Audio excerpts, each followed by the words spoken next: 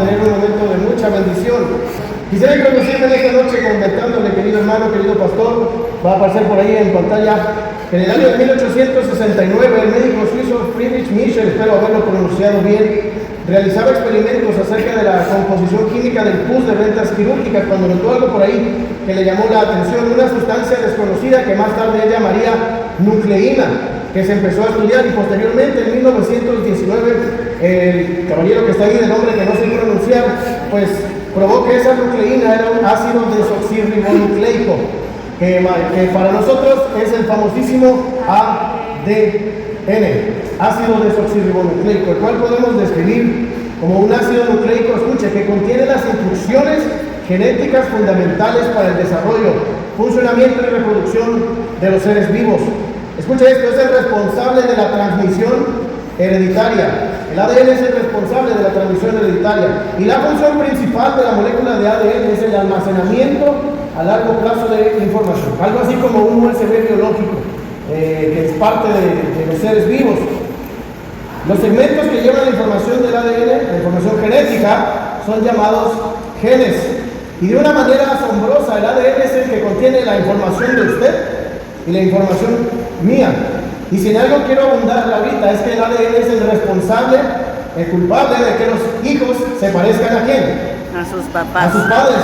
Porque a través del ADN los progenitores transmiten características fisiológicas, morfológicas y bioquímicas a su descendencia. En otras palabras, la información que está en el ADN es que hace que el hijo saque los ojos de su papá. Y sacó los ojos del papá, sacó los ojos de su mamá. La complexión de sus padres, el papá es alto y el niño empieza a ir en ese mismo camino. Si tienen el cabello ondulado, si tienen el cabello lacio, el rostro, dice, desde que nace el niño le dicen, es igualito al papá. Yo no le encuentro muchas similitudes, pero pues los papás sí le encuentran el parecido a ellos.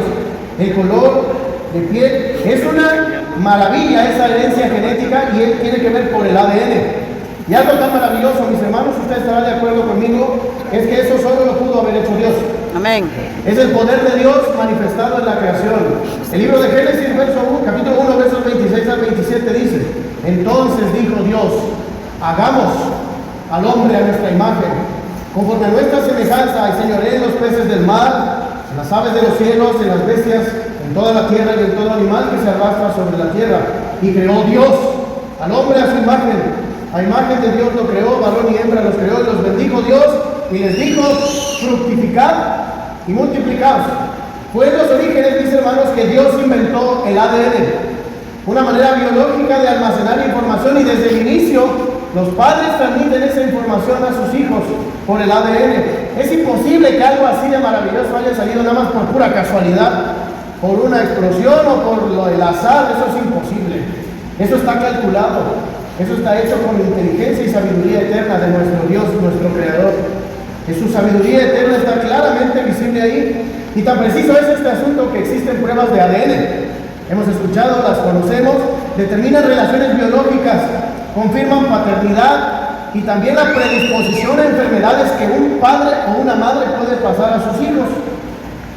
Se analizan secuencias únicas de ADN para encontrar similitudes a través de muestras de saliva o de sangre. Y usted pensará también, venimos a la UPBS o a un de ciencia y de muchas cosas así. Yo quiero meditar con ustedes lo siguiente, habiendo dicho todo esto. La Biblia dice que los creyentes somos hijos de Dios. Amén. Amén.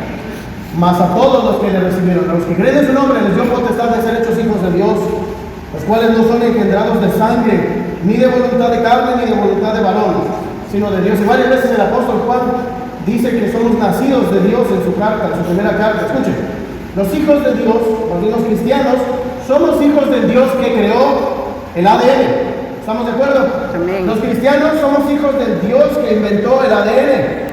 Y como somos sus hijos por medio de la fe, entonces nos debemos de parecer a Él. ¿Estamos de acuerdo?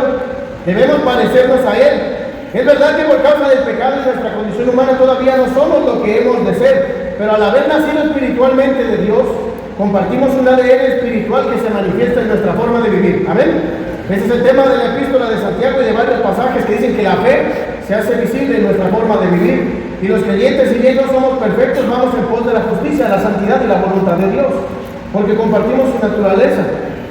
En su gracia, Dios ha decidido compartir con nosotros algunos de sus atributos comunicables como el amor, la misericordia, la paciencia, en los cuales debemos trabajar. Pero si las Escrituras nos dicen que debemos parecernos a Dios, dice un pasaje: sed pues imitadores de Dios, ¿como qué?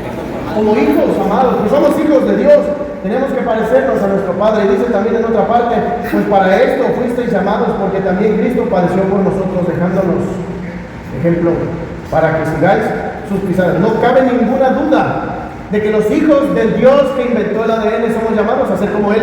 Amén. Y tenemos que parecernos a Él, porque su naturaleza está en nosotros, Él lo ha compartido.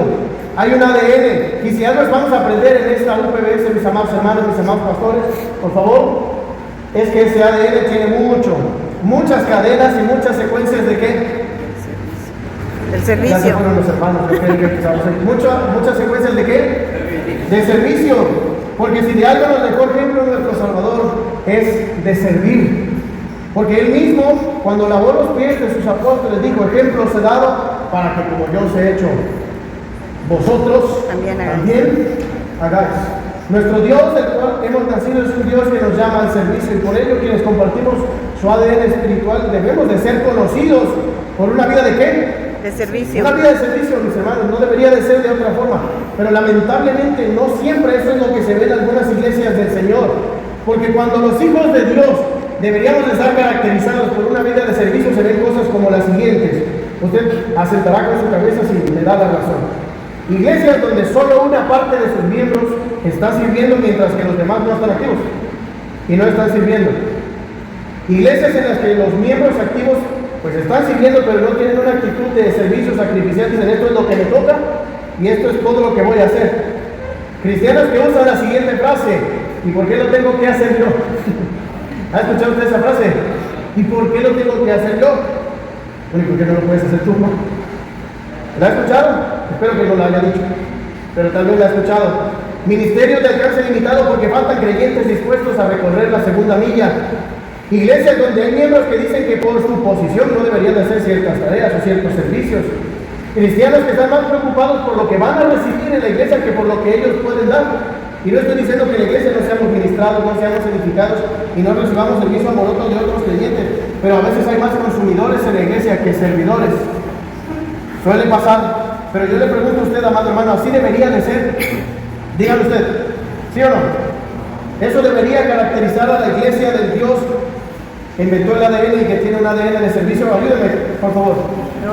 No debería de ser así, pero suele pasar. Como veremos en un momento, el Señor nos ha mostrado servicio, y es que entonces nosotros, sus hijos, somos llamados a servir. ¿Amén? Somos llamados a servir porque nuestro Dios nos ha dado ese ejemplo, y durante estas noches vamos a estar meditando los componentes del ADN del servicio que ha mostrado nuestro Salvador, con un claro propósito, mis hermanos: que nosotros sigamos su ejemplo, y que así como nuestro Padre tiene ese ADN de servicio, nosotros también lo manifestemos en nuestra iglesia y al mundo entero. Amén. Vamos a estudiar en esta noche por primera ocasión, va a aparecer por ahí en pantalla, humildad, el ADN del corazón de Cristo. Así que, habiendo dicho lo anterior, vamos a comenzar nuestro estudio, pero quiero saber si sigue usted por aquí. Amén. ¡Qué bendición! Vamos a la epístola a los Filipenses. Epístola a los Filipenses. Quiero comentarle que los filipenses eran una iglesia muy amada por el apóstol Pablo. Él escribió bajo la dirección del Espíritu Santo desde la prisión y es conocido como la epístola del gozo. Esa alegría interna y inalterable que Dios crea en el corazón del creyente que está en íntima comunión con Él a pesar de las circunstancias que lo rodean. Y Pablo hablaba mucho por esta iglesia, por la iglesia de los filipenses. Y tan pronto como en el capítulo 2 los instó a completar su gozo siendo una iglesia unida, siendo muy específico en cómo debían demostrar la unidad. Ayúdenme usted, por favor, a leer en el capítulo 2, versículos 1 al 2. Ayúdenme usted para que participe. Adelante, Filipenses 1 al 2.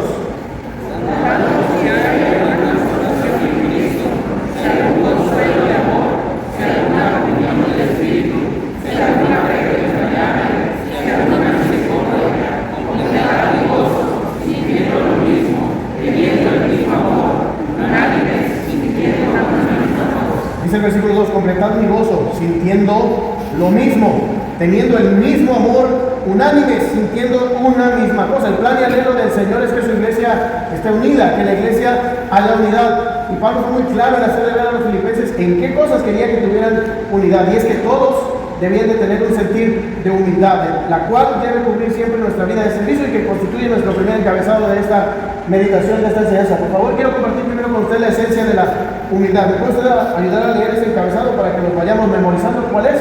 La esencia de la humildad. Guiado por el Espíritu Santo, Pablo escribió de qué manera nos tenemos que conducir en la iglesia. En la iglesia nosotros no venimos a hacer nuestra voluntad, venimos a sujetarnos a Dios y a su bendita palabra. Y debemos de cultivar y trabajar para vivir como Dios quiere. Y de hecho en este pasaje nos vamos a dar cuenta de lo maravilloso que es cuando todos tenemos un mismo sentir, cuando todos sentimos lo mismo. Y en los siguientes versículos, versículo 3 y versículo 4, encontramos la esencia de la humildad de la cual somos llamados a servir. Ayúdenme nuevamente usted. Versículos 3 y 4 de Filipenses 2. Adelante.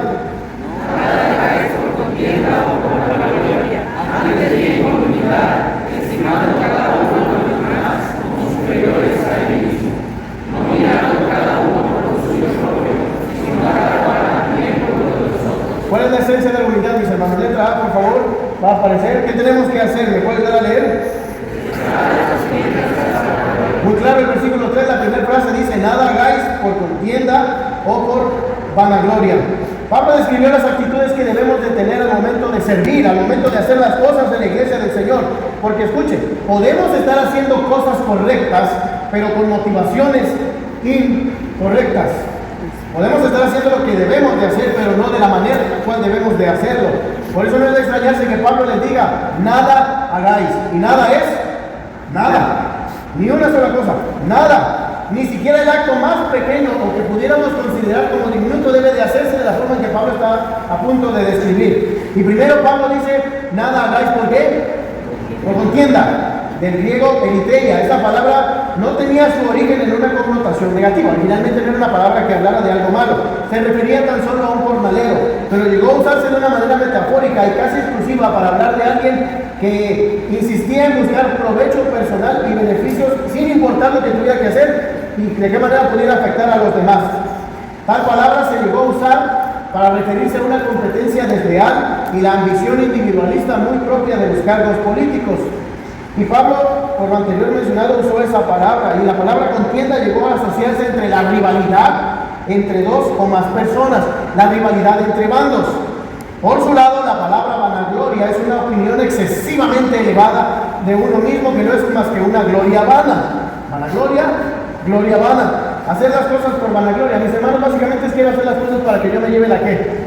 La gloria, el reconocimiento, los aplausos, la alabanza. Y la persona vanagloriosa, para acabarla, se ve en un nivel superior a los demás. Yo juego en una liga más arriba. Yo estoy en los 15 peldaños arriba de todos los demás y por lo tanto yo me merezco todo el reconocimiento. Y creo que estaremos de acuerdo todos en que solo describiendo lo que son las contiendas y la vanagloria, podemos darnos cuenta que Dios no va a aceptar un servicio hecho con esas dos cosas. ¿Estamos de acuerdo? ¿Aceptará Dios un servicio hecho con contiendas y o vanagloria? Definitivamente no. Eso no es acepto delante de Dios, no contribuye de ninguna manera a la unidad de la iglesia y tampoco fomenta el servicio en el cuerpo de Cristo. Todos estamos de acuerdo que eso no debería de ser así, pero cuando le echamos un vistazo al contexto general de las iglesias, a pesar de saber que ni las contiendas ni la vanagloria deben ser parte del servicio, pues vemos cosas como lo siguiente: gente que está sirviendo por vanagloria, hace lo que hacen porque quieren ser vistos. Quieren que les tomen una foto, quieren que lo suban a las redes sociales, quieren aparecer todos lados en el periódico de una o de otra forma. Y ojo, no está mal servir a Dios, y nada de lo que voy a decir ahorita está mal en sí mismo, pero cuando yo lo realizo por vanagloria, pues ya se acabó, ya no es acepto delante de nuestro Dios. Miembros de la iglesia que cantan alabanza solamente para que reconozcan qué bonita voz tienen y qué bonito cantan. Estamos hablando de una actitud interior. Predicadores que están más preocupados por la impresión que van a dar a la audiencia que por realmente predicar la Biblia y ser de bendición a la audiencia. Cristianos que publican en redes sociales todo lo que hacen en la iglesia. Y si dan un paso aquí, lo suben. Si dan un paso allá, lo vuelven a subir. Selfie por aquí, selfie por allá. Y un resumen diario de actividades para la gloria de Dios. Cristianos que entran al instituto para darse un cierto estatus. Pastores que tal vez estén más preocupados por cómo se ve su ministerio que por cómo está el corazón de las personas. Y otra vez, yo no estoy diciendo que nada de esto sea malo. No está mal cantar un especial, no está mal predicar, no está mal hacer uso de las redes para darle difusión a nuestra iglesia. El cuidado que debemos tener es que no estemos haciendo ese servicio, ¿por qué? Por vanagloria. Por vanagloria. Y usted se va a dar cuenta que cuando hay vanagloria, muy seguramente van a haber de las otras. ¿De cuáles? De contiendas. Mire, ya entre ministerios están compitiendo para ver quién subió más fotos a su álbum de su servicio, quién tiene más likes. Si el ministerio tal tiene 3 y el otro tiene 5 y se están peleando por quién tiene más likes en Facebook o en Instagram, quién tiene el ministerio más bendecido. Hermanos que ya se están viendo como rivales, porque como quieren llevarse la alabanza y ocupar el foco, pues me cae mal mi hermano de ahí porque él ya está ganando terreno también y mejor ya quiero que se quite, que no venga al culto, porque me quita la atención que yo quiero. Y eso que unidad va a haber, hermano, ahí va a haber pura atención y un ambiente pues nada de bendición. Hermanos que ya se dejaron de llevar de hace rato y se avientan unas miradas agresivas y la entienden muy bien. ¿Y qué unidad puede haber ahí? No puede haber unidad ahí, mis hermanos. Y las contiendas y la vanagloria no tienen nada que ver con el ADN de servicio al cual somos llamados a tener. El problema, escucha, es que también esa manera de servir lamentablemente también la podemos transmitir a otros y podemos contagiar a los demás, y tristemente eso puede llegar a pasar en una iglesia, dañando el testimonio y el propio corazón de quienes están ahí. Es un peligro real y toda iglesia está propensa a sufrir esto. Por eso hoy más que nunca debemos prestar atención a nuestro Dios llamándonos a través de esta carta. Nada hagáis por contiendas o por vanagloria. Y habiendo dicho esto, haremos bien en preguntarnos lo siguiente: ¿cuáles son nuestras motivaciones del servicio a Dios que llevamos a cabo? ¿Por qué estoy sirviendo donde Dios me ha puesto? Si estoy predicando, si estoy en alabanza, si estoy con los niños, ¿por qué lo hago? ¿Estoy haciendo las cosas acaso por vanagloria? ¿No será que acaso estoy compitiendo con algún hermano internamente? Que nadie lo sabe, pero yo cada vez que llego, yo estoy compitiendo con mis hermanos en la fe, con mi familia. Y al final uno sí se termina dando cuenta, pero ¿no será que eso está pasando? No somos llamados a esa clase de servicio. No somos llamados a contiendas y a vanagloria. Somos llamados a humildad. Y eso es precisamente el encabezado, el inciso B, por favor. ¿Lo puede usted leer? Pensar con humildad de uno mismo. Otra vez, por favor, ¿qué dice? Pensar con humildad de uno mismo. La esencia de la humildad no es servir ni con contiendas ni por vanagloria, sino pensar con humildad de uno mismo. Dice el verso 3: nada hagáis por contienda o por vanagloria. Muy claro. Antes, bien, con humildad. Y esto es completamente contrario a las contiendas y a la vanagloria. Son por los opuestos, no tienen nada que ver. Y la actitud que debe cubrir nuestro servicio es precisamente esta humildad. Pablo usó una palabra que significa literalmente humildad de mente. Y en la cultura griega, el adjetivo que está ahí se usaba en un sentido peyorativo y se utilizaba para referirse a un esclavo o a algo que se consideraba ordinario, algo normal, nada fuera de lo ordinario, de poco valor. Ser humildes, mis hermanos, implica que no tenemos un concepto más alto de nosotros mismos que el que debemos de tener. Como el mismo Pablo lo escribiría en la epístola a los Romanos, capítulo 12, diciendo: digo pues, por la gracia que me es dada a cada cual que está entre vosotros, que no tenga más alto concepto de sí que el que debe tener, sino que piense de sí con cordura. Hay que pensar en nosotros mismos con humildad, reconocer nuestra realidad, mis hermanos. Nosotros no somos nada del otro mundo. No somos superhéroes, no somos creyentes de la primera división, somos nada de eso, no somos nada de eso. Mire, meditemos en esto. ¿Qué éramos antes de venir a Cristo? ¿Acaso antes de Cristo ya cantábamos alabanzas? Antes de venir a Cristo ya predicábamos la Biblia con denuedo, pregunto. Antes de Cristo ya éramos grandes maestros, maestras de escuela dominical, ¿sí o no? No. Antes de Cristo ya éramos eso. ¿Acaso antes de Cristo ya éramos personas pacientes y amorosas con los demás? Bien se cumple la palabra del Señor cuando dijo: separados de mí, nada podéis hacer. Todos los que estamos en este lugar, estamos aquí por la gracia de Dios. Amén. Por la bondad y la pura misericordia de nuestro buen Dios, que nos vio con compasión, que nos alumbró con la luz del Evangelio y nos adoptó como sus hijos. Y aparte en su gracia, repartió dones como Él quiso, para que le sirvamos y sirvamos a los demás. Nada es nuestro, viene de Dios. Eso es lo que debemos pensar de nosotros mismos a la hora de servir. No soy yo el bueno, yo no soy el superhéroe. Soy lo que soy gracias a Dios y por la gracia de Dios. Si hoy somos algo en la obra de Dios es por su gracia, por su bondad. Amén. Porque la verdad es que si vemos a nuestros propios méritos nos daremos cuenta más que nada de los pecados que hemos cometido, de los errores que ellos sí, mire, tienen toda nuestra firma, toda nuestra autoría, bien rubricados por todos lados, pero incluso de los cuales Dios nos perdona y nos lava y nos capacita para seguirle sirviendo.